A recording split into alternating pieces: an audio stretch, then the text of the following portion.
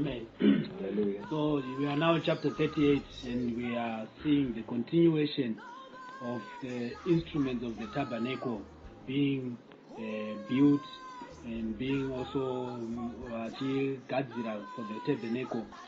So tiripa chapter 38 ipapo, goes to chapter 37, we saw some of these instruments gadzira, where we saw about the holy anointing oil, we saw about even the lampstands and even that. But now we are talking about the altar of the burnt offering and the like. We now want to comment on verse, the verse 8. It says, he made the laver and its base of bronze from the mirrors of the women who ministered at the door of the tent of meeting.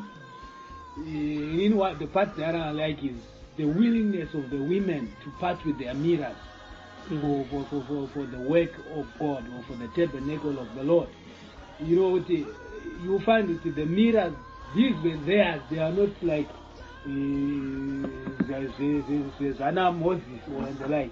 These are their own belongings. That's right. But these women were willing to minister even through what they had. That's right. The mirrors, these were the ones used to construct these things.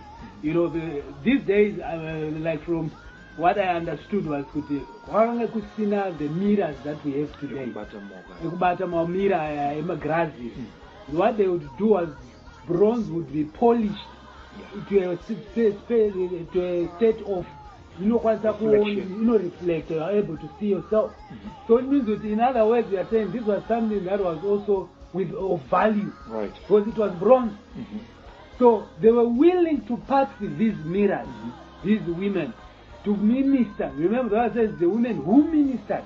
So they were ministers at the door of the tent of meeting. Hallelujah. So we are still talking about the willingness, giving your heart first. That's right. They said, okay, remember, there are things that are rightfully yours. Right. But you are willing to part with those things. Responsibility. Responsibilities I know I usually even kumba, how it is. A person who is mature is a responsible person. Exactly. When we say you are responsible, what it simply means, an example that I want to give is this. Let me take example about two ladies. Right. Right. Like Tichikura, I remember. Maybe let me use an example. Tichikura 32. What used to happen was good. Right. And every morning we would wake up, go get a motor, then the parent would just wake up, go to bath and everything. That's right. So it was our duty to make sure the car is washed.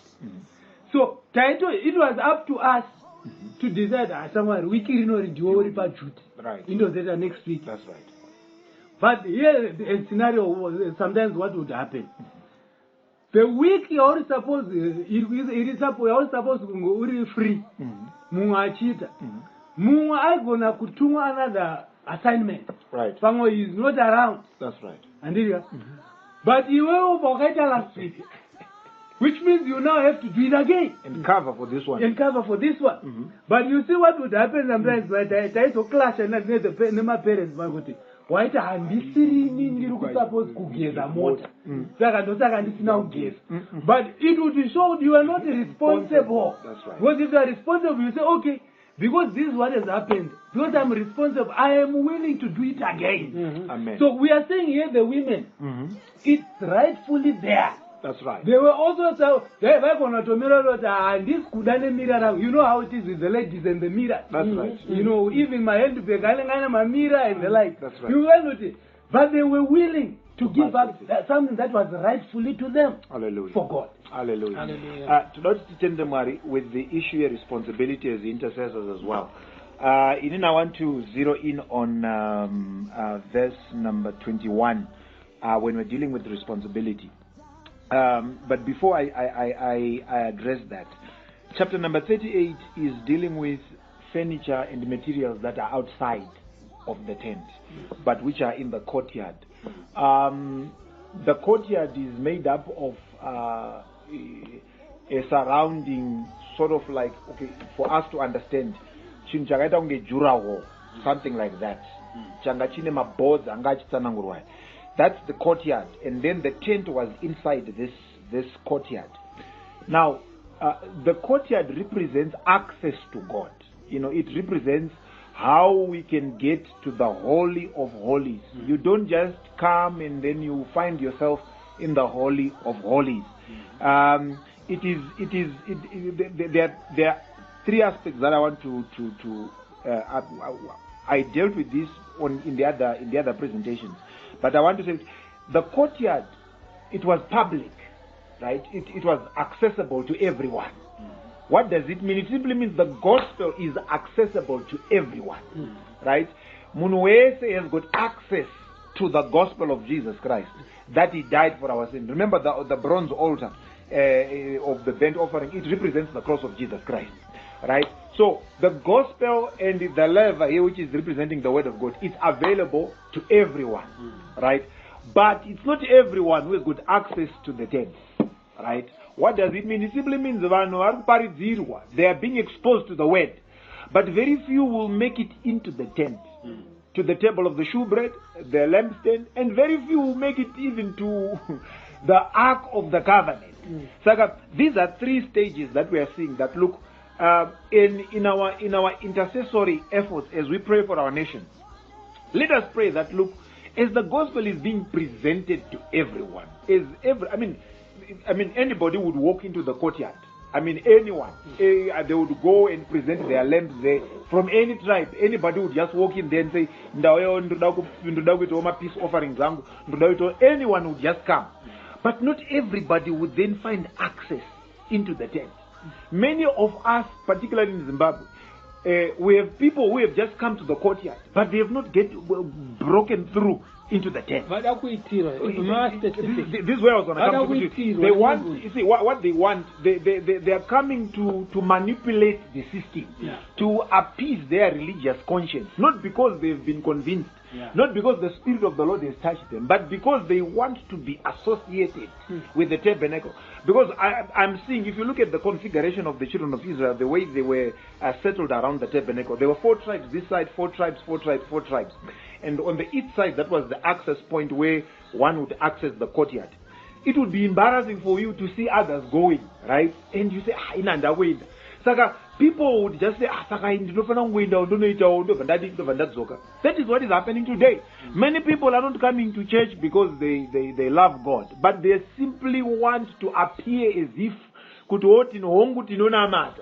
just to external. But there is need for us to break through into the tent. So this is the outer court. But if you look at what the instructions are, these are the amounts of the materials used for the tabernacle of the covenant of the law, right? Which were recorded at Moses' command by the Levites under the direction of Itamar, the son of Aaron. Itamar was the last born of Aaron. Matter responsibility, Pastor Darugari. The responsibility, angakabata, angar in charge of silver, gold, and bronze. It was Itamar, the last born near Aaron. Responsibility, Aaron Baba. The elder brothers, because Itamar is the last born of Aaron. So by virtue of being the youngest, he did not qualify to be handling these responsibilities. But God handpicked him and said, "This is now your responsibility. You are going to be in charge of this."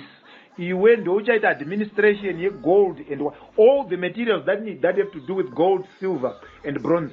Itamar, it is your responsibility. Now, we have a responsibility as intercessors for the realization. No matter how young. No matter we are women. No, this is the point that I was going to come to. Look, the women, the entrance point. These were women. Yeah. Their names are not even mentioned. Yeah. But we are told that they were doing something. So, as intercessors, irregardless of your age, irregardless of your background, where you're coming from. Mozambique, or wherever you're coming from. God has a specific assignment for you, and you must execute that assignment faithfully. Yes. Look at what happened. Mwari vaitoziva the heart of Itama. Because Pavana Aaron Vakasara Varitu, Pakasara Itama na Eliezer. The other two were killed by God because their hearts were not right. So God could see the heart of the young man. This one, he can handle responsibility. Even if you are the last born. Even if you are the last born, you can You take don't qualify You- according to the standard, but the standard young man, you can take over the mountain. Hallelujah. Amen. Hallelujah. Ndoda kuwedzerawo pataura namufundisi Rugariro pawanga uri kutaura the looking glasses, the mirrors. The mirrors, yes. You know kuti ndandiri kuonawo kuti because handiti vaiti vaprista vachipinda they were supposed to go and wash pavanogeza ipapo and the mirrors are there, you know, they are seeing their reflection in the mirror. So ini ndandiri kuzvionawo kuti izvozvo izvo kuti zvinofananidzwawo as we wash by the word of God, you know, pavaigeza paipa handiti vachigeza whether vari kugeza maoko kumeso vari kuzviwasha handiti vaibva vatoona kuti apo pane kablemish apa hapana kunyatsochena vobva vanyatsogeza. You know, God made it so God made it kuti the mirrors aripo, and that these people were supposed to be able to see their reflection. It was just that important. Hallelujah. Imagine kuti zvatinogona kufunga kuti hazvina basa but Mwari vanozvikoshesa kuti okay pamvura panofanira kuenda mira yekuti kana vachigeza ngavazvione. Isusu tinogona kuzviona sekunge chinhu chiri njeri kuti hapakangoiswa mira, but kuna Mwari zvine great significance, zvine zvazvinoreva zvakakoshesesa kuti mukugeza ikoko vanobva vazviona kuti havana kuchena. Vasina kuchena kudaro voramba vachigeza vachinyatsochena kusvika achena and then progress to the next level. Hallelujah. So zvinofananidzwawo nesu mukati meupenyu hwedu kuti that mirror iyoyo represents the word of God. The word. You know, and mvura yavari kugeza it's the blood of Jesus. Tinofanira kuenda muropa ramambo Jesu tokumbira ruregero and cleanse ourselves. Patiri kugeza paya tichikumbira ruregero, Mwari ndiregererei nhasi ndanyepa, Mwari ndiregererei nhasi ndachiva, Mwari ndiregererei. Pamwe ndobva mukugeza kwangu mukukumbira ruregerero mukuzviwasha neropa ramambo Jesu ndobva ndasiyirira chimwe chinhu Mwari ndaita utsinye. Pandinozvitarisa in the mirror, pandinoverenga shoko raMwari ndobva ndaona mushoko raMwari chitizvoni, you know, who shall ascend to the hill of the Lord, you know, avo vane maoko akachena. Ndobva ndatoona kuti maoko angu haana kuchena, ndobva ndadzokera futi pana Mwari, Mwari ndiregerere zvabatwa nemaoko angu izvo Mwari hazvina kuchena, you know, because ndiri kuzvitarisa from the word of God. I am washing myself in the blood of Jesus personally, and then look at myself ndozvifananidza you know ndichirelate to what the word of God is telling me. Measuring, so the word of God is the measurement. So that mirror was standing there as a reflection, ekureflecta tukuti ndo mamiriro wakaita aya uri kufunga kuti wachena zvako but hausati wanyatsogeza, hausati wanyatsochena. Kune shoko raMwari rinotaura nezvemira kuna James chapter 1 pavhesi ya 23, James 1 verse 23.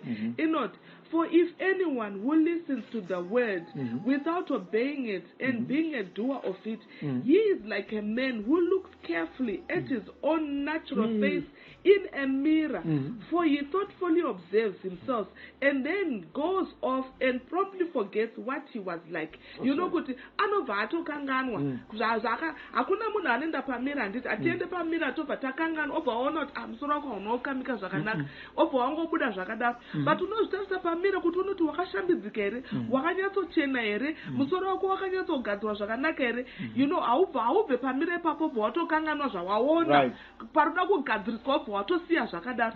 But we tend to do that. Tinoverenga shoko raMwari tichingopfuura nemo, hatizamisise nokuita zvari kutaura, because Bible riri kutaura kuti uyo munhu anodaro anonzwa shoko raMwari and not be a doer of the word of God. Akafananidzwa nemunhu anoenda pamira obva azvitarisa pamira obva atokanganwa obva atobva osiya zvakadaro. So zvatiri kustada shoko raMwari zvariri kutitaura, the word of God is instructing us. The word